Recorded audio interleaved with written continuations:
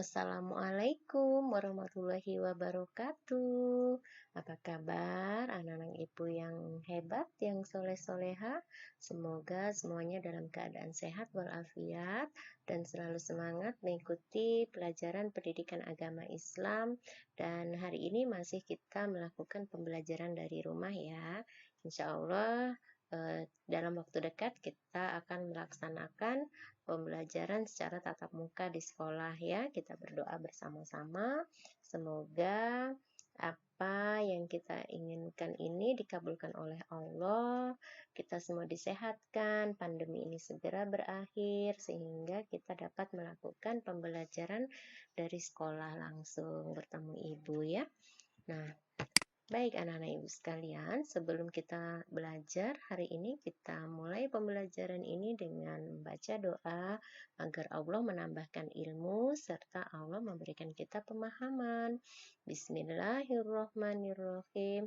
Rabbi zidni ilman warzuqni fahman. Amin. Nah, anak-anak ibu sekalian, hari ini ibu akan menjawab seputar pertanyaan-pertanyaan yang kalian ajukan kemarin, di minggu kemarin, masih tentang materi ibadah sholat ya. Nah, ibu rangkum ada beberapa pertanyaan yang di sini insya Allah akan ibu jawab dan semoga setelah ibu jawab anak-anak dapat memahami apa yang kalian tanyakan ini ya. Di antaranya tentang apa yang dimaksud dengan sholat fardu, apa yang dimaksud dengan ria, sholat itu harus ikhlas karena Allah, apa maksudnya, nah apa hukumnya sholat berjamaah jika bukan muhrim atau mahram. Terus, jika dalam sholat ada yang lupa, apakah sholat kita sah? Nah, dengan menyimak video ini sampai selesai, insya Allah kalian akan dapatkan jawaban dari pertanyaan-pertanyaan yang telah kalian ajukan. Jadi, simak sampai selesai ya. Nah, menjawab pertanyaan yang pertama, sholat fardu. Sholat fardu adalah sholat yang jika dilaksanakan mendapat pahala dan jika ditinggalkan mendapat dosa. Inilah yang dimaksud dengan sholat fardu. Sholat fardu juga disebut sholat wajib. Sholat fardu ada 5 waktu. Ada subuh, zuhur, asar, maghrib, dan isya.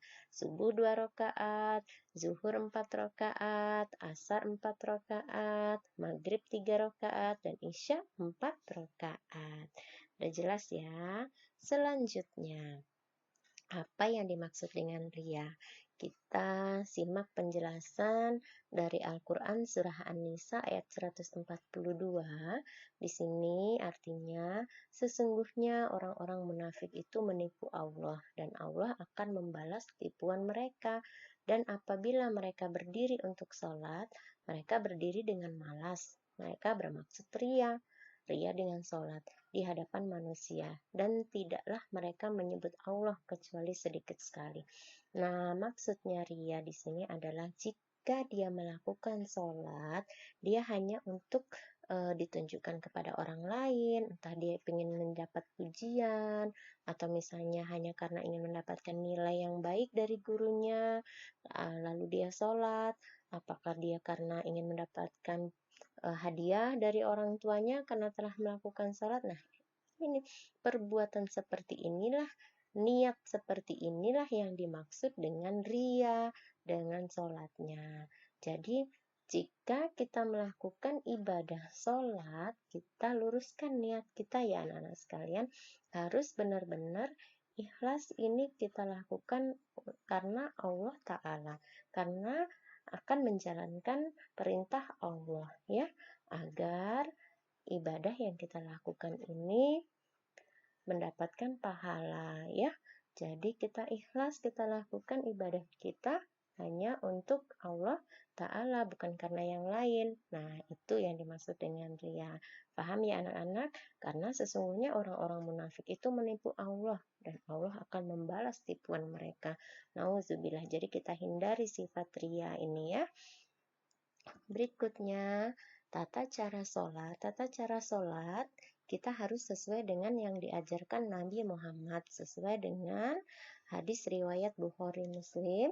Wasallu kama ra'aitumuni usolli. Salatlah kalian sebagaimana kalian melihat aku salat. Jadi, kita melihat acuan cara Nabi Muhammad salat sebagai acuan kita dalam melakukan ibadah salat sesuai dengan hadis riwayat Bukhari, ya. Nah, tadi ada yang bertanya tentang sholat berjamaah, ya. Tentang sholat berjamaah, apa hukumnya sholat berjamaah. Nah, ini keutamaan sholat berjamaah. Jadi dapat menjalin silaturahmi antar sesama, mengajarkan hidup disiplin, menjaga persatuan kesatuan dan kebersamaan, menahan diri dari kemauan sendiri atau egois, dan mengajarkan kepatuhan seorang muslim kepada pemimpinnya. Nah, sebagaimana hadis riwayat Ibnu Majah dari Anas bin Malik, Nabi Muhammad Shallallahu Alaihi Wasallam sesungguhnya beliau bersabda, barang siapa sholat di masjid dengan berjamaah selama 40 malam dan tidak pernah tertinggal pada rakaat pertama dari sholat isya, maka Allah akan membebaskan baginya dari api neraka. Nah, ini juga salah satu keutamaan sholat berjamaah. Dan ada juga dalil dari hadis riwayat Bukhari Muslim, dalil keutamaan sholat berjamaah dari Ibnu Umar radhiyallahu anhu, Rasulullah bersabda, sholat berjamaah lebih utama dibandingkan sholat sendirian dengan 27 derajat. Jadi ini bedanya kita antara sholat sendiri dengan sholat berjamaah. Jika sholat berjamaah, pahala kita akan Allah gandakan sebanyak 27 derajat. Di antara keutamaan-keutamaan yang lainnya yang tadi, ya. Sholat berjamaah itu adalah sholat yang dikerjakan oleh 2 orang atau lebih secara bersama-sama dan salah seorang dari mereka menjadi imam, sedangkan yang lainnya menjadi makmum. Itu artinya sholat berjamaah, anak-anak pasti juga sering melakukan sholat berjamaah, ya.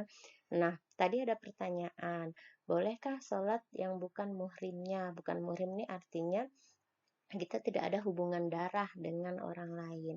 Tentu ibu jawab di sini boleh. Karena apa?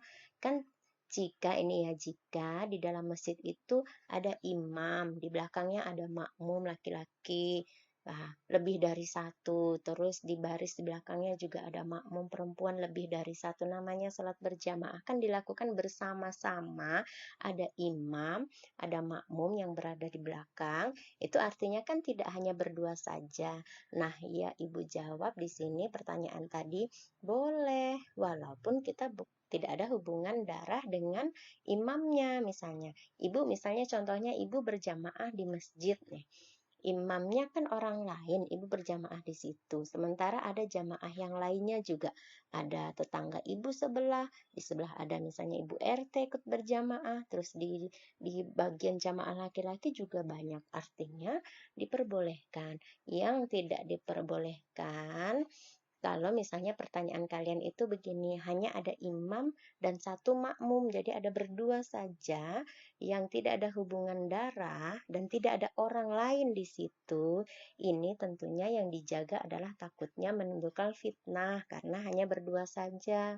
Namun jika ada orang lain di situ, walaupun orang lain itu misalnya tidak melakukan sholat tapi ada di situ juga, itu kan tidak mungkin menimbulkan fitnah karena ada orang lain dan dilakukan, apalagi kalau berjamaahnya dilakukan banyak-banyak nih, banyak makmumnya, ya.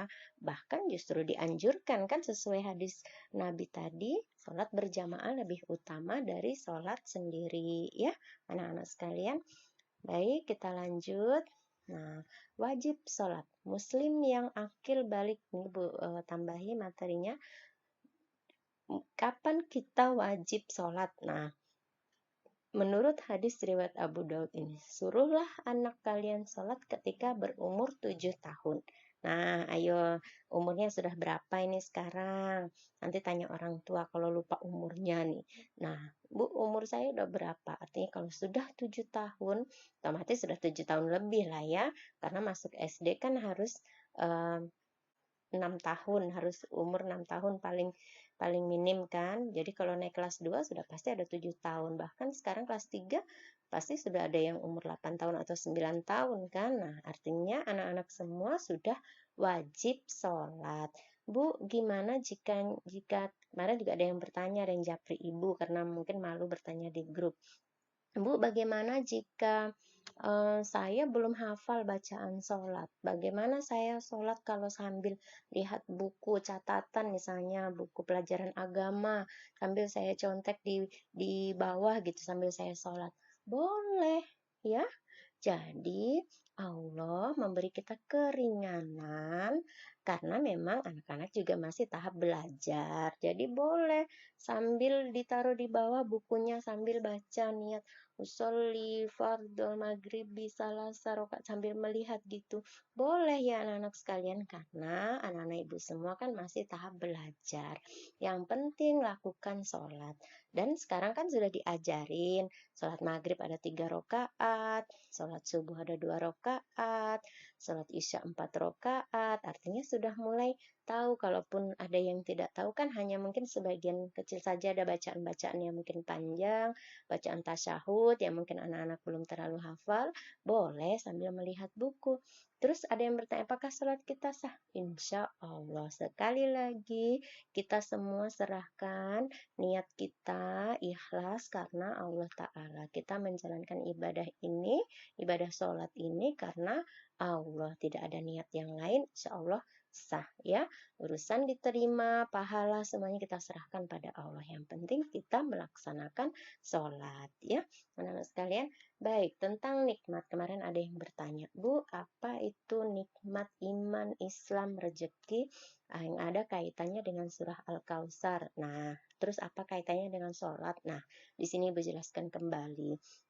Di dalam surah Al-Kautsar dijelaskan artinya manusia telah menerima nikmat yang banyak sekali dari Allah, di antaranya nikmat iman, Islam, dan rezeki.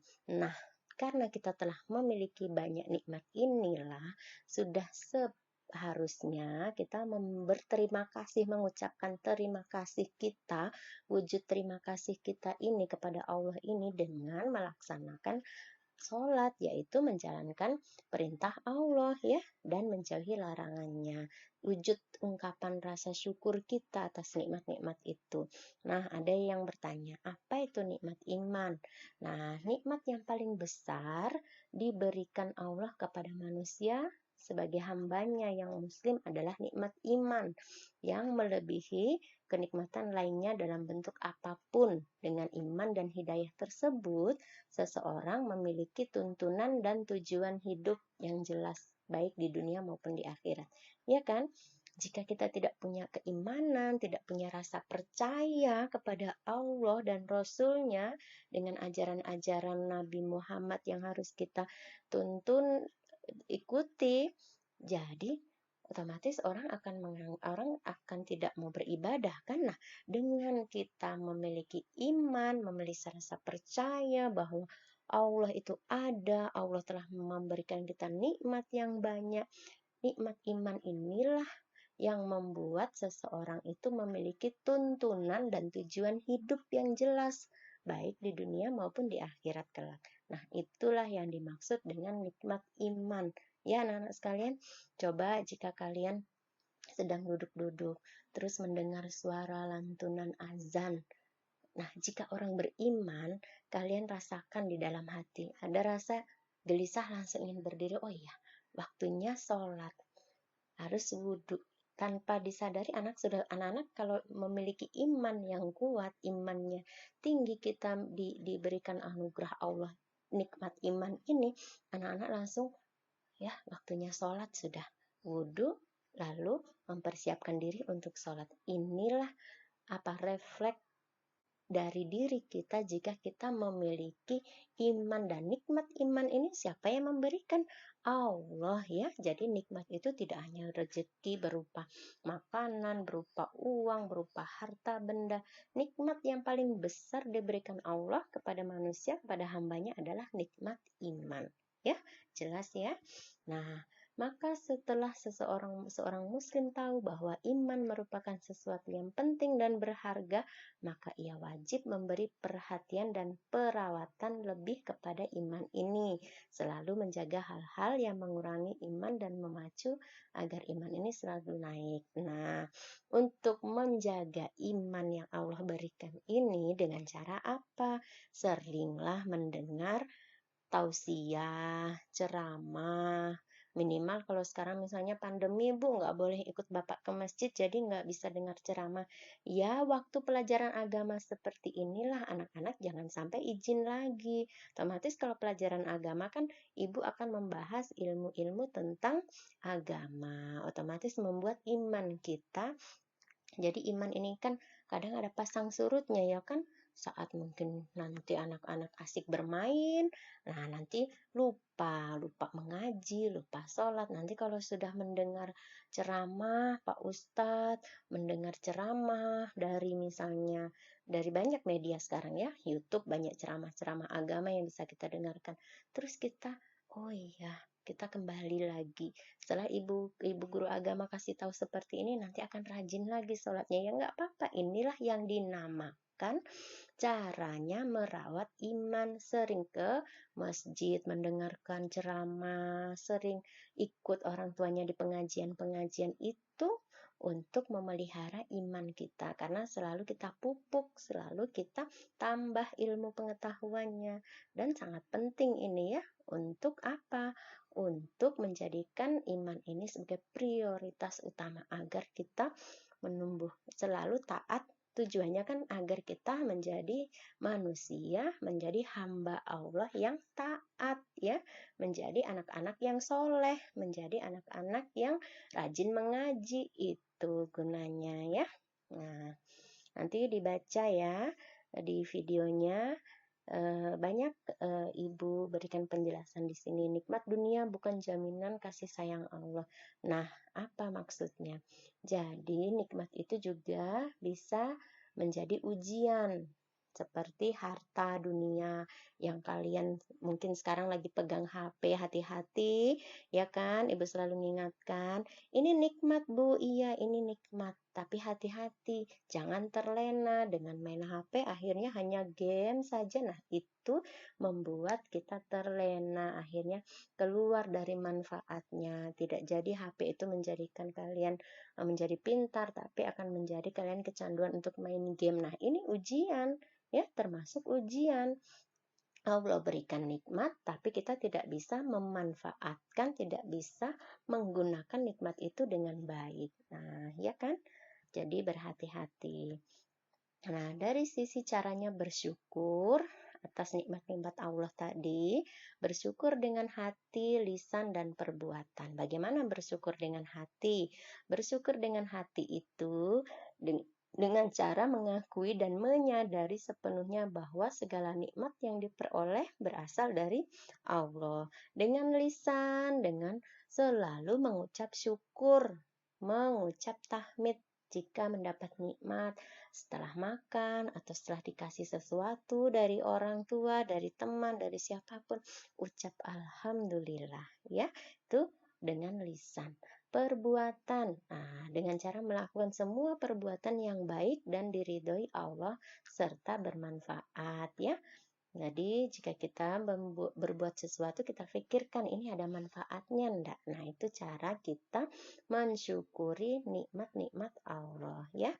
Anak-anak sekalian, nah dari kesemuanya ini tujuan kita agar menjadikan diri kita menjadi hamba-hamba Allah, anak-anak soleh-solehah yang berbakti dan selalu melaksanakan perintah Allah dan menjauhi larangannya ya. Nah, dengan memperbanyak ibadah, dengan memperbanyak memelihara iman kita, insya Allah kita dapat mencegah diri kita terhadap hal-hal yang tidak baik.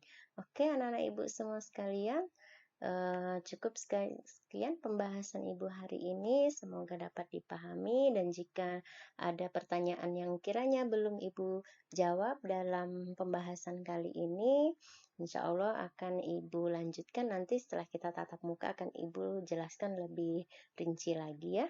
Ibu akhiri pertemuan hari ini, semoga bermanfaat untuk anak-anak semua dan untuk Ibu juga. Kita akhiri dengan membaca hamdalah, alhamdulillahirabbil alamin. Jazakumullah khairan kasiran. Wassalamualaikum warahmatullahi wabarakatuh.